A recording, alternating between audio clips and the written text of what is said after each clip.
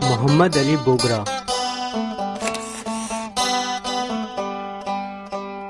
1953 میں جب محمد علی بوگرا وزیر اعظم مقرر ہوئے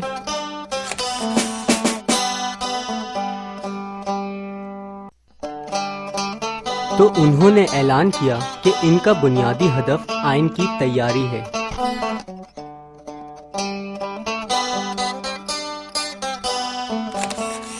انہوں نے اس مقصد میں اپنی گہری دلچسپی ظاہر کی اور صرف 6 ماہ میں انہوں نے بوگرا فارمولہ پیش کر دیا۔ یہ آئین بنانے کے لیے بنیادی پلان تھا جو 17 اکتوبر 1953 کو دستور ساز اسمبلی میں پیش کیا گیا۔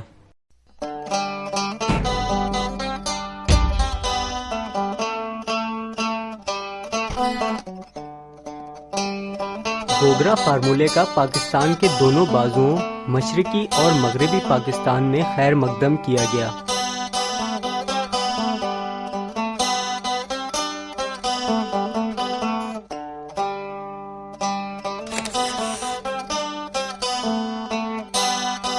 بوگرا فارمولے کے بنیادی نکات یہ تھے: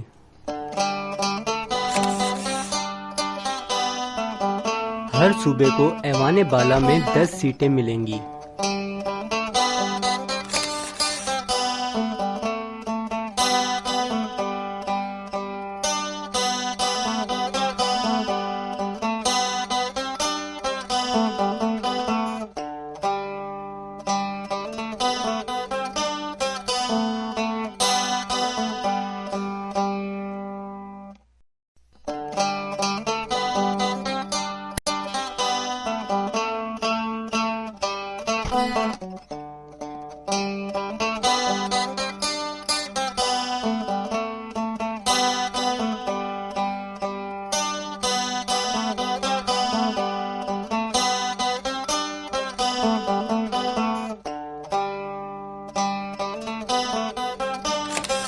اس کا مطلب یہ تھا کہ کل سیٹیں 50 ہوں گی۔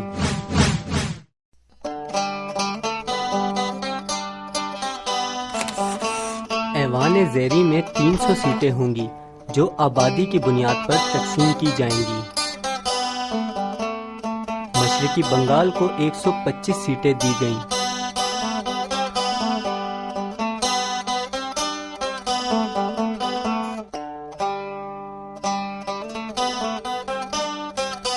پنجاب کو 75،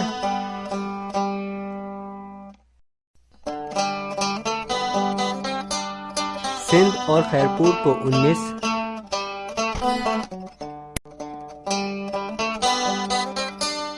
شمال مغربی صوبہ سرحد اور قبائلی علاقوں کو 24 سیٹیں،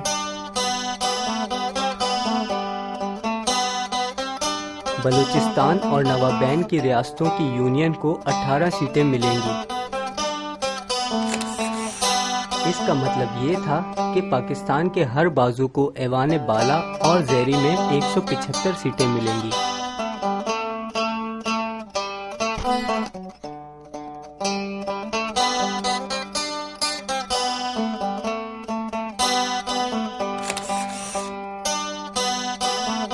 دونوں ایوانوں کے اختیارات مساوی ہوں گے۔ اس کا مطلب یہ تھا دونوں بازوؤں کی قوت بھی مساوی ہوگی۔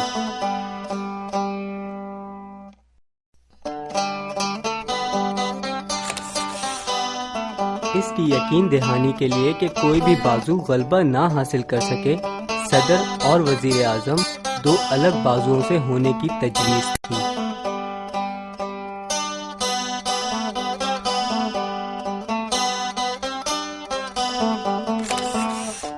صدر کا انتخاب دستور ساز اسمبلی کے دونوں ایوانوں کے مشترکہ اجلاس میں ہوگا اور اس کے عہدے کی مدت 5 سال ہوگی۔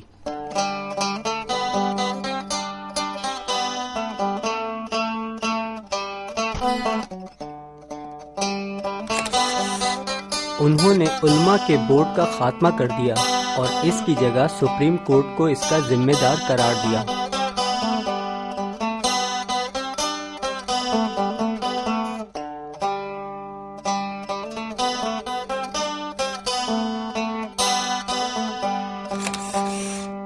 وہ کسی بھی قانون کے اسلامی تعلیمات کے خلاف ہونے کے بارے میں فیصلہ دے گی۔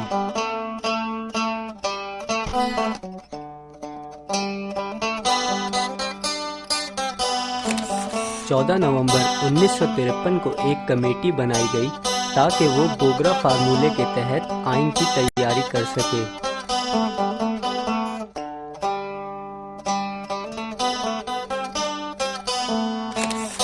اس سے پہلے کہ یہ کمیٹی اپنا کام مکمل کرتی، غلام محمد نے اسمبلی توڑ دی۔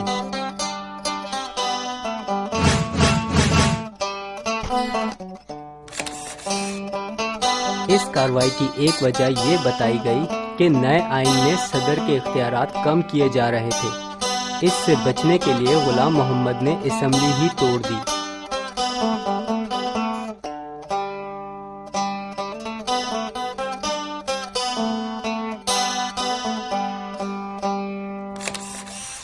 محمد علی بوگرا کو بطور وزیر اعظم کام کرنے کی اجازت دی گئی اور انہوں نے دوسری مرتبہ 17 اکتوبر 1954 کو وزیر اعظم کا حلف اٹھایا۔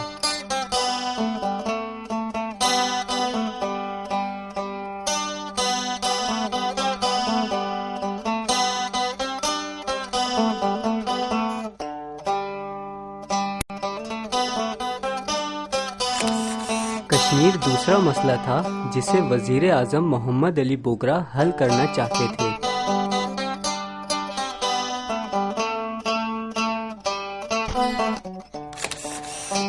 انہوں نے اس مسئلے کو حل کرنے کے لیے بھارتی وزیر اعظم نہرو سے ملاقات کی۔ 1953 میں نہرو اور بوگرا کے درمیان کئی ملاقاتیں ہوئیں۔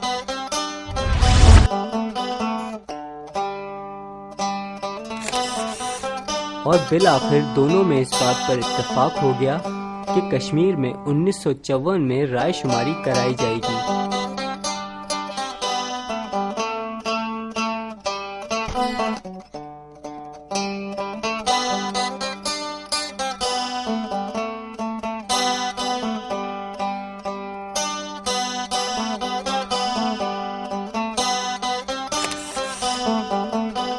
لیکن نہرو نے اس وعدے کو نبھانے سے انکار کر دیا اور بہانہ بنایا کہ امریکہ پاکستان کو فوجی امداد دے رہا ہے۔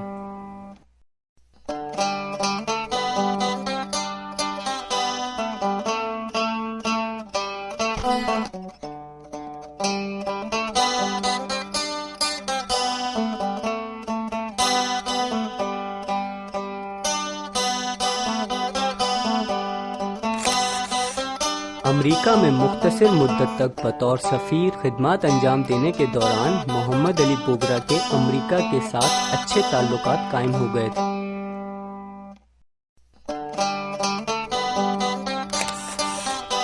ان تعلقات کی مضبوطی کی ایک وجہ یہ بھی تھی کہ امریکہ اور روس عالمی طاقتیں تھیں۔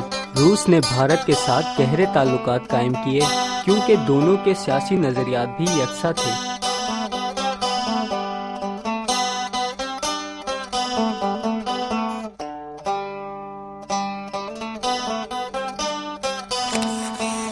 اس کے نتیجے میں امریکہ کے پاس اس کے سوا کوئی چارہ نہیں رہ گیا کہ وہ پاکستان کے ساتھ تعلقات بڑھائے۔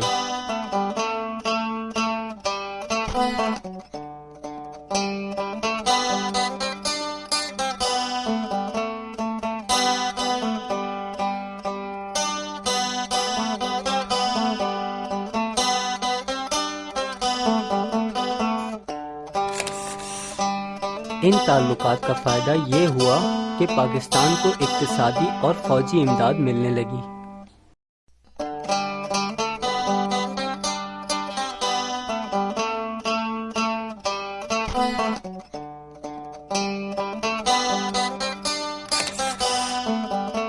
ان کے وزیر اعظم کے عہدے پر موجودگی کے دوران پاکستان 2 تنظیموں میں شامل ہو گیا۔ پہلی تنظیم کا نام دی سینٹرل ٹریڈی آرگنائزیشن سینٹو تھا اور پاکستان اس میں 1955 میں شامل ہوا۔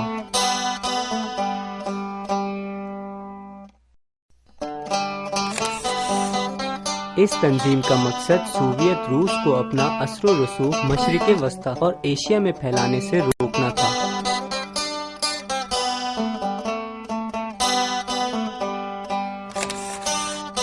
اس کے ممبر ممالک میں شامل تھے ایران، ترکی،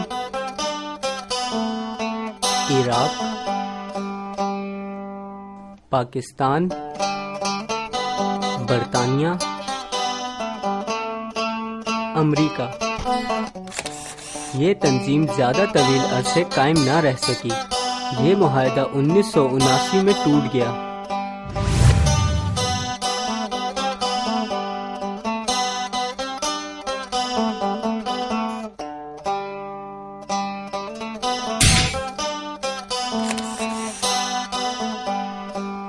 اس کی وجہ مشرق وسطی میں مسئلہ فلسطین اور پاکستان اور بھارت کے درمیان جنگیں تھیں۔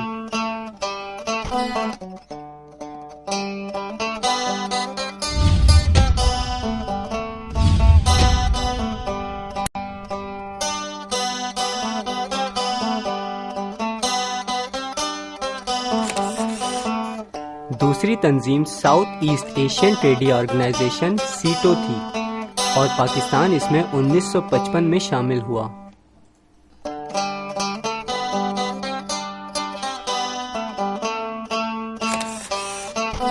سیٹو کے مقاصد بھی وہی تھے جو سینٹو کے تھے، یعنی اس کی یقین دہانی کہ روس جنوب مشرقی ایشیا میں اپنا اثر و رسوخ بڑھا نہ سکے۔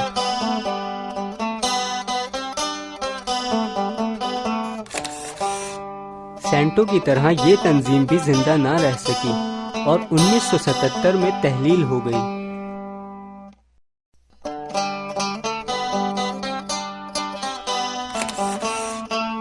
انیس سو 55 میں ملک غلام محمد کو اپنی صحت کی خرابی کی وجہ سے اپنا عہدہ چھوڑنا پڑا۔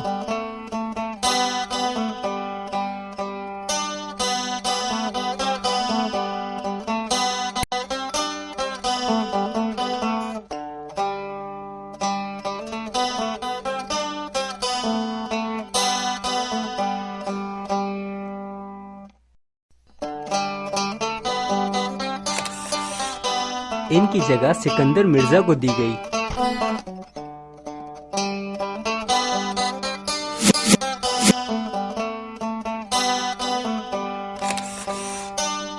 جو محمد علی بوگرا کو وزیر اعظم کے عہدے سے ہٹانے کے ذمہ دار تھے، اور ان کی جگہ چودھری محمد علی کو دی گئی۔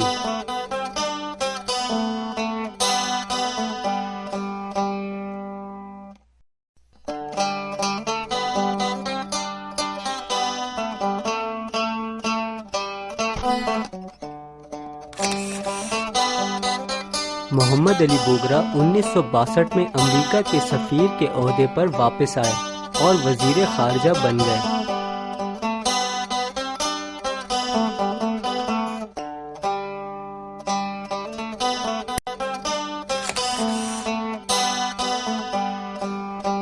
اور 1963 میں اپنی وفات تک اس عہدے پر منصب رہے۔